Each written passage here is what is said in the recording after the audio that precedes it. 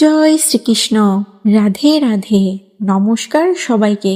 আপনাদের সকলকে স্বাগত জানাই আমাদের ধর্মতত্ত্ব ইউটিউব চ্যানেলে, যেখানে আমরা নিয়মিত সনাতন ধর্মীয় তথ্য আপনাদের সাথে শেয়ার করি। আশা করি আপনারা সকলেই খুব ভালো আছেন ও সুস্থ আছেন। বন্ধুরা, বছরের 24টি একাদশীর মধ্যে আরো একটি বিশেষ ও অত্যন্ত মাহাত্ম্যপূর্ণ একাদশী হল অপরা একাদশী। জ্যৈষ্ঠ মাসের কৃষ্ণপক্ষের একাদশীর নাম অপরা একাদশী। এই দিনটি ভগবান শ্রীহরি বিষ্ণুর অত্যন্ত প্রিয়, এজন্য এই দিনটিকে হরিবাসরও বলা হয়। এছাড়াও এই দিনে মা লক্ষ্মী ও নারায়ণের পুজো করলে সুফল পাওয়া যায়। পাশাপাশি এই ব্রতের প্রভাবে ব্যক্তির সমস্ত পাপ ধুয়ে যায়। এতটাই শক্তিশালী ও প্রভাবশালী এই অপরা একাদশী ব্রতটি। তো বন্ধুরা, এই অপরা একাদশী কবে পালন করবেন? 12ই মে মঙ্গলবার নাকি 13ই মে বুধবার? কোন দিনে ব্রত পালন করলে ব্রতের সঠিক ফল আপনি পাবেন? কিভাবে ব্রতটি পালন করবেন? এই ব্রতের মাহাত্ম্য কি রয়েছে?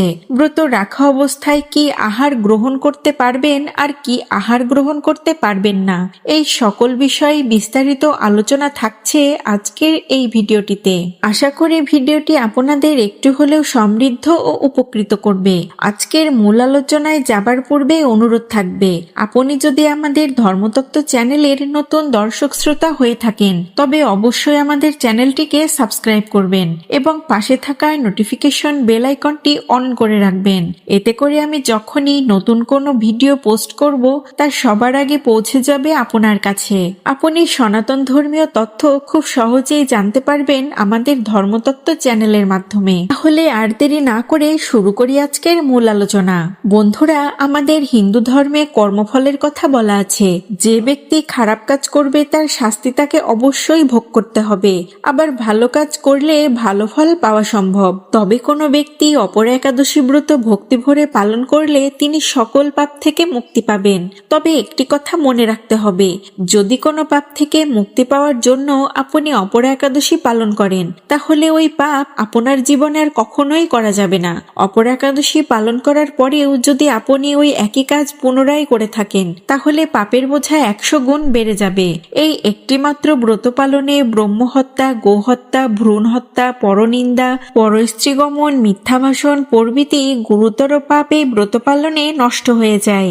যে ব্যক্তি মিথ্যা সাক্ষ্য দান করে, ওজন বিষয়ে ছলনা করে, শাস্ত্রের মিথ্যা ব্যাখ্যা প্রদান করে, জ্যোতিষের মিথ্যা গণনা ও মিথ্যা চিকিৎসায় রত থাকে, তারা সকলেই নরক যাতনা ভোগ করে। কিন্তু এ সমস্ত ব্যক্তিরাও যদি এই একটিমাত্র ব্রত পালন করে তবে তারা সমস্ত পাপ থেকে মুক্ত হয়। ক্ষত্রিয় যদি স্বধর্ম ত্যাগ করে যুদ্ধক্ষেত্র থেকে পালিয়ে যায় তবে সে ঘোরতর নরকগামী হয়ে থাকে, কিন্তু সেই ব্যক্তিটিও যদি এই ব্রত পালনে যুক্ত হয় তবে সেই স্বর্গগতি লাভ করতে পারে। একাদশী ব্রত পালনের প্রকৃত উদ্দেশ্য কেবল উপবাস করা নয়, বরং এই দিনে নিরন্তর ভগবানের স্মরণ, মনন ও শ্রবণ কীর্তনের মাধ্যমে একাদশীর দিন অতিবাহিত করতে হয়। একাদশীর দিন 25 মালা বা যথেষ্ট পরিমাণ সময় পেলে আরো বেশি জপ করার নির্দেশ দেওয়া আছে। একাদশী পালনের সময় পরনিন্দা, পরচর্চা, মিথ্যা ভাষণ, ক্রোধ, অহংকার, দুরাচারী, প্রাণী হত্যা বা প্রাণীকে আঘাত করা সম্পূর্ণরূপে নিষিদ্ধ। একাদশী ব্রত কিভাবে পালন করবেন তা সকলেরই মোটামুটি জানা, তবুও চলুন একটু জানা যাক কিভাবে একাদশীর দিনটি পালন করবেন। প্রথমে ভোরে ঘুম থেকে উঠে ঘরের বাসি কাজকর্ম সেরে স্নান করে নিন। এরপর নিজ গৃহদেবতার পূজা অর্চনা সম্পন্ন করুন। ভগবান শ্রীহরি বিষ্ণুর আরাধনা করুন, মন্ত্র জপ করুন, পারলে মালা জপও সেরে নিন। বন্ধুরা, মনে রাখবেন, অন্যান্য দিনে ধর্মীয় কাজ করলে যে পুণ্যফল প্রাপ্ত করা যায় তার থেকে অধিক পুণ্য লাভ হয় যদি কোনো ব্যক্তি একাদশী ব্রতের দিনে ভক্তি ভরে ব্রত করে ভগবান শ্রীহরি বিষ্ণুর পূজা অর্চনা করতে পারে। এটি হচ্ছে সর্বমঙ্গলময় ও সর্বশ্রেষ্ঠ। ভগবানের স্মরণ, মনন ও শ্রবণ কীর্তনের মাধ্যমে একাদশীর দিনটি অতিবাহিত করুন। মন শুদ্ধ রাখুন ও প্রফুল্ল রাখুন। চেষ্টা করুন সারাটি দিন ঈশ্বরের সান্নিধ্যে থাকার। এই সকল কর্মের ফল আপনি সঠিকভাবে তখনই পাবেন যখন আপনি সঠিক দিনে একাদশী ব্রত পালন করবেন এবং একাদশীর পরের দিন সঠিক সময়ের মধ্যেই পালন সম্পন্ন করবেন। এবারের অর্থাৎ 2026 সালের অপর একাদশী পালন করতে হবে 13ই মে বুধবার দিন। একাদশী তিথি শুরু হবে 12ই মে মঙ্গলবার সকাল 9:56 এবং একাদশী তিথি সমাপ্ত হবে 13ই মে বুধবার সকাল 9:03 অর্থাৎ উদয়া তিথি অনুসারে 13ই মে বুধবার পালন করতে হবে পবিত্র অপর একাদশী ব্রত। সকল শুদ্ধাচার ও নিয়ম মেনে একাদশী পালন করার পর পরের দিন সঠিক সময়ের মধ্যে পালন করা আবশ্যক। পালনের সঠিক সময় হলো 14ই মে বৃহস্পতিবার সূর্যোদয় থেকে শুরু করে সকাল 8:24 মধ্যে আপনারা পালন কার্য সুসম্পন্ন করবেন এই একাদশী ব্রতের। অবশ্যই ভক্তি ও শ্রদ্ধার সহিত এই দিন পালন কার্য সম্পন্ন করবেন। আর পালনের সময় অবশ্যই ভগবানকে পঞ্চরবি শস্যভোগ অর্পণ করে তাতে তুলসী পাতা প্রদান করে তারপরে পালন মন্ত্র উচ্চারণ করবেন 3 বার। তারপর ভগবানের পুজো সম্পন্ন করে তাকে নিবেদন করা প্রসাদ গ্রহণ করে আপনার পালন কার্য সুসম্পন্ন করবেন। বন্ধুরা, এবার জেনে নিন ব্রত রাখা অবস্থায় আপনারা কি খাবেন আর কি খাবেন না। নির্জলা একাদশী ব্রত পালন হলো সর্বোত্তম, তবে সকলের পক্ষে তো আর নির্জলা একাদশী পালন করা সম্ভব নয়। তাই তারা একাদশীতে কিছু সবজি ফলমূলাদি গ্রহণ করতে পারেন। সবজির মধ্যে যেমন গোল আলু, মিষ্টি আলু ও চাল কুমড়ো, পেঁপে, টমেটো, ফুলকপি ইত্যাদি সবজি ঘি অথবা বাদাম তেল দিয়ে রান্না করে ভগবানকে উৎসর্গ করে আহার করতে পারেন। এক্ষেত্রে হলুদ, লবণ ও মরিচ ব্যবহার করতে পারবেন। আবার অন্যান্য আহার্য বিভিন্ন ধরনের ফল যেমন কলা, আপেল, আঙুর, আনারস, আখ, আমড়া, বেল, নারিকেল ও লেবুর শরবত ইত্যাদি ফলমূলাদি খেতে পারবেন। কিন্তু একাদশীতে 5 প্রকার রবি শস্য গ্রহণ করতে নিষেধ করা আছে শাস্ত্রে। পঞ্চরবি শস্যের মধ্যে রয়েছে ধান, গম, ভুট্টা বা যব, ডাল, সরিষা ও সয়াবিন তেল। এই রবি শস্যগুলো থেকে তৈরি যে কোনো ধরনের খাবার একাদশীতে বর্জনীয়। উপরোক্ত পঞ্চরবি শস্য যে কোনো একটি একাদশীতে গ্রহণ করলেও ব্রত নষ্ট হবে।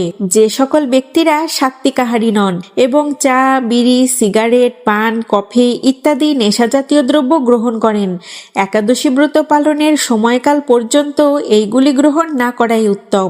শাস্ত্রীয়ভাবে এই দ্রব্যগুলোকে নিষেধ করা আছে। একাদশী করলে যে কেবল নিজের জীবনেরই সদ্গতি হবে তা নয়।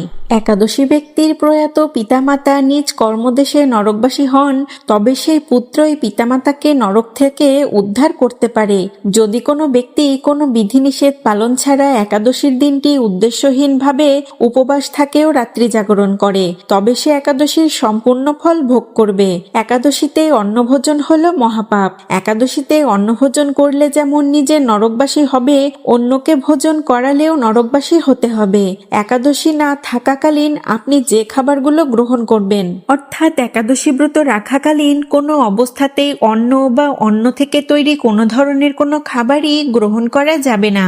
কারণ মাত্র একটি খাদ্যশস্যের মধ্যে 4 ধরনের পাপ লুকিয়ে থাকে: মাতৃহত্যা পাপ, পিতৃহত্যা পাপ, ব্রহ্মহত্যা পাপ ও গুরুহত্যা পাপ। আপনি মাত্র একটি দানা নয়, প্রতি গ্রাসে গ্রাসে হাজার হাজার দানা ভক্ষণ করবেন। তবে ভেবে দেখুন, যে পাপের কাজ আপনি করেননি সেই পাপ কাজের ভাগীদার আপনাকে হতে হবে যদি আপনি একাদশীর সময় খাদ্যশস্য গ্রহণ করেন। আর ঠিক তেমনি নিজে খেলে যে পাপ হবে, অন্যকে খাওয়ালেও সেই একই পাপই হয়ে থাকবে।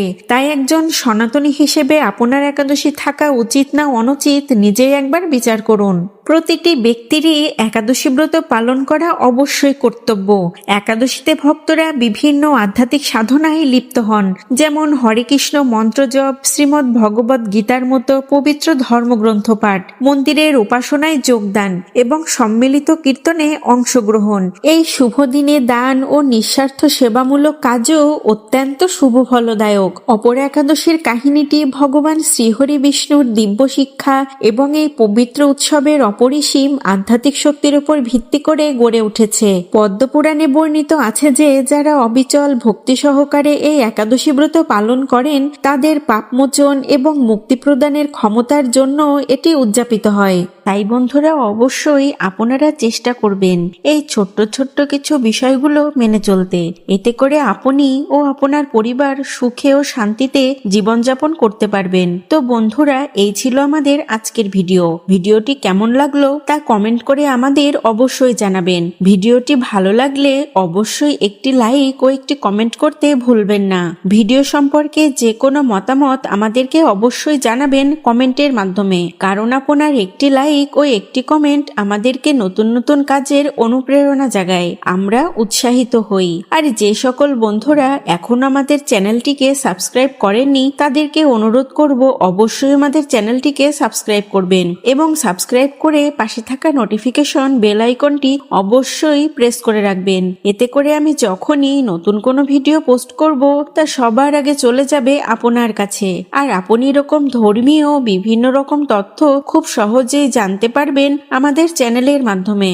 সকলে নিয়মিত অবশ্যই ভগবানের নাম কীর্তন করবেন, তার আরাধনা করবেন ও প্রার্থনা করবেন। তো বন্ধুরা আজ এখানেই শেষ করছি।